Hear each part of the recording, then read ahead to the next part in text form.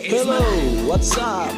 Balik lagi ke Akbarudin Channel. Jangan lupa follow dan subscribe ya. Halo, assalamualaikum warahmatullahi wabarakatuh. Balik lagi ke gua Akbarudin Nur SH, seorang lawyer. Balik lagi ke Akbar Legal Channel. Jangan lupa follow dan subscribe ya. Karena follow dan subscribe tidak merugikan kalian. Oke, di sini balik lagi ke gua Akbar. Kita akan membahas tentang yang namanya macam-macam talak. Oke. Oke, di sini kita membahas tentang macam-macamnya talak. Banyak pendapat di masyarakat yang menyatakan bahwa talak apabila sudah diucapkan kepada si istri di luar persidangan, talak itu sudah jatuh. Haha. Banyak yang beranggapan seperti itu. Nah, dan juga banyak masyarakat yang beranggapan talak itu yaitu ada talak 1, talak 2, dan talak 3. Oke. Nah, di sini gua sebagai seorang lawyer yang biasa berpraktik di dunia sengketa hukum keluarga, banyak yang berpendapat, Pak, kan dia sudah menjatuhkan saya talak 3. Dibuatlah namanya surat kesepakatan perceraian. Dan itu sebagai alasan mereka mengajukan perceraian. Berlaku nggak sih guys menurut kalian? Jadi perceraian atau kesepakatan perceraian pada esensinya itu biasanya tidak berlaku di pengadilan agama. Tidak berlaku di pengadilan agama. Bahkan saya juga sudah berpraktik di pengadilan negeri yang konotasinya di luar agama Islam atau non-Muslim, itu pun tidak berlaku. Gitu. Pada esensinya, pengadilan melakukan perdamaian kepada para pihak itu bukan untuk bercerai, tetapi melakukan perdamaian itu supaya tidak bercerai atau balik lagi. Nah, kalau misalkan bercerai kok ada sepakat, gak ada namanya bercerai itu sepakat. Oke. Terus juga dalam biasa di masyarakat itu talak itu ada talak 1, talak 2, talak 3. Itu hal yang salah. Oke. Itu hal yang salah. Karena banyak sekali talak. Talak itu banyak macamnya. Seperti ya saya sebutkan, talak raj'i, ya kan? Terus ada talak bain. Talak bain pun ada 2. Talak bain kubro, talak bain sugro. Nah, terus ada lagi namanya talak bid'i, talak sunni, terus dan banyak lagi. Oke, kita sedikit membahas tentang macam-macam talak. Nah, pertanyaan ada beberapa yang bertanya itu, apakah talak di luar pengadilan itu sah? Jawaban saya tidak sah. Kenapa? Kalau kalian buka dalam buku nikah kalian dahulu, kalian ada yang namanya sigot taklik talak. Di situ ketika setelah akad, ya kan, saya terima nikahnya bla bla bla bla dengan mas kawin bla bla bla bla secara tunai, ya kan, terus bilang sah ya kan. Nah, setelah itu ada hal yang penting kalian tidak boleh lupakan. Di sigot talik itu ada perjanjian di dalam perkawinan tersebut, sigot talik talak. Di situ di terakhirnya dijelaskan apabila si istri ingin menggugat cerai, maka si istri diberikan hak untuk mengajukan gugatan ke pengadilan agama. Dan diperkuat dengan penjelasan pasal, ini dia, pasal 117 kompilasi hukum Islam. Di pasal 117 kompilasi hukum Islam dinyatakan talak adalah ikrar suami di hadapan sidang pengadilan agama yang menjadi salah satu sebab putusnya perkawinan. Jadi talak yang sah adalah talak yang diizinkan oleh majelis hakim untuk dijatuhkan kepada seorang si istri. Kenapa kok kayak gitu Pak? Kan secara agama boleh dijatuhkan secara lisan dan negara itu bukan berarti membatasi. Karena tidak semua orang mengetahui akibat hukum dari jatuhnya talak. Ya, akibat hukum dari jatuhnya talak. Misalkan majelis hakim menjatuhkan talak raj'i, akibat hukumnya apa? Kalian tahu? Belum tentu kan? Misalkan majelis hakim menjatuhkan putusan talak bain kubro, akibat hukumnya apa? Ya kan? Kalian tidak mengetahuinya. Jadi dalam suatu sengketa perceraian itu harus detail. Apa sih akibat hukum dari talak ini? Kalau talak raj'i, boleh nggak sih Pak rujuk? Ya boleh. Karena talak raj'i dibolehkan untuk melakukan rujuk talak raj'i 1. Nah, oke, kita bahas secara satu-satu terkait talak raj'i. Oke, talak raj'i ini diatur di dalam pasal 118 kompilasi hukum Islam.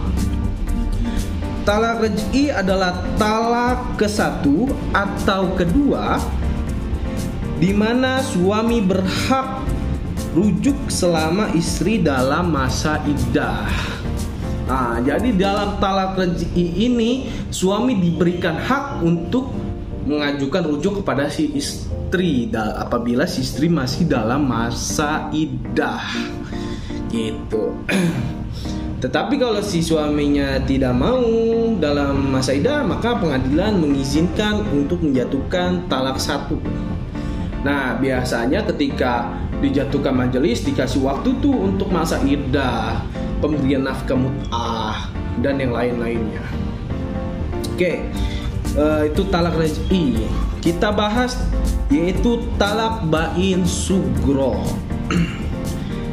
Ada diatur dalam pasal 119 kompilasi hukum Islam. Talak bain sugro adalah talak yang tidak boleh dirujuk, ya. Tidak boleh dirujuk. Talak bain sugro itu tidak boleh rujuk, tapi boleh akad nikah baru.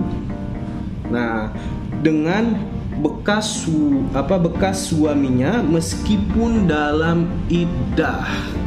Nah, misalkan majelis hakim menjatuhkan tergugat talak bain sugro.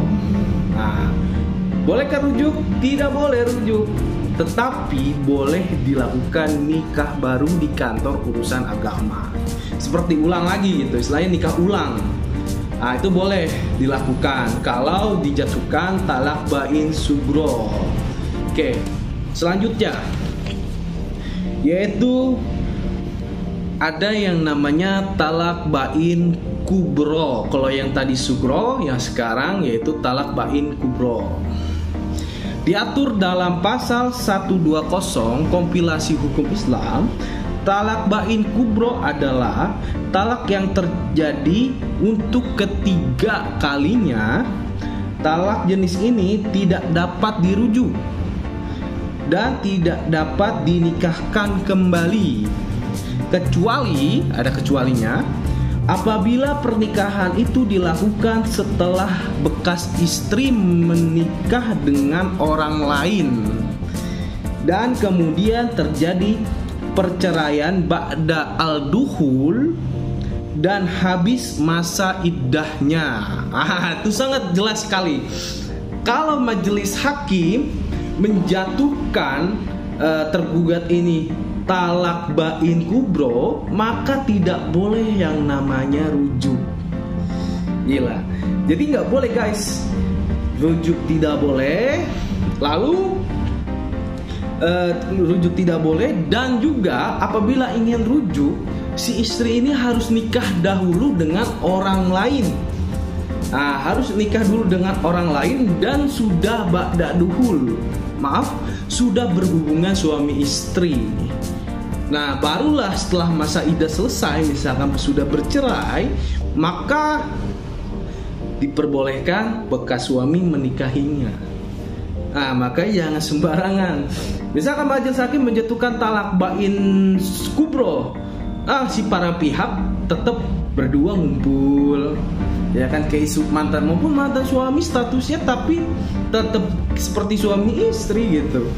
Itu sebenarnya agak sedikit, maaf, harus diberi pemahaman tentang hal tersebut, karena itu mepet-mepet sedikit perzinahan gitu guys. Jadi ya lebih baik kalian tanya dulu, Pak, akibatnya talak ini apa sih gitu. Jangan asal ngajukan perceraian, kalian tidak tahu akibat hukum dari suatu talak yang dijatuhkan pengadilan, maka apa yang kalian lakukan bisa juga salah gitu loh. Oke, selanjutnya yang paling jarang di dunia praktik hukum sengketa hukum keluarga perceraian khususnya, yaitu dijatuhkan talak bid'i dan talak sunni. Oke, kita jelaskan sedikitnya. Ada di pasal 121 kompilasi hukum Islam tentang talak sunni. Talak sunni adalah talak yang dibolehkan, yaitu talak yang dijatuhkan terhadap istri yang sedang suci dan tidak dicampuri dalam waktu suci tersebut. Nah, talak sunni apabila si istri dijatuhkan dalam masih masa suci, tetapi istri tersebut tidak digauli. Nah, ada sedikit nih setelah terkait talak sunni kita lewatkan, yaitu Pak, sering banyak sekali terjadi, Pak, saya sedang hamil. Misalkan si istri hamil, tapi saya mempergoki suami saya selingkuh, misalkan di hotel dengan wanita lain gitu. Apakah boleh saya gugat suami saya untuk bercerai? Jelas boleh. Itu jelas boleh, tetap ada haknya kok, boleh mengajukan. Nah, biasanya talak itu bisa juga jatuh yang namanya talak bid'i ini loh. Jadi diatur, saya jelaskan sedikitnya, berdasarkan pasal 122 kompilasi hukum Islam, talak bid'i adalah talak yang dilarang, yaitu talak yang dijatuhkan pada waktu istri dalam keadaan hamil atau istri dalam keadaan suci tapi sudah dicampuri pada waktu suci tersebut. Nah, gitu.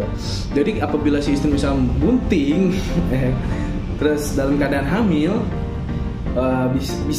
tetap bisa untuk mengajukan gugatan gitu. Tetap bisa diajukan gugatan. Ya, kemungkinan jatuh talaknya bisa talak bid'i ini gitu. Tapi pada hakikatnya jarang sekali terjadi. Waktu itu ada beberapa sih yang mengajukan ketika hamil, tetapi si hamilnya itu karena sudah menikah siri lagi dengan orang lain, ya jadi nggak talak ini yang dijatuhkan gitu. Jadi talak biasa.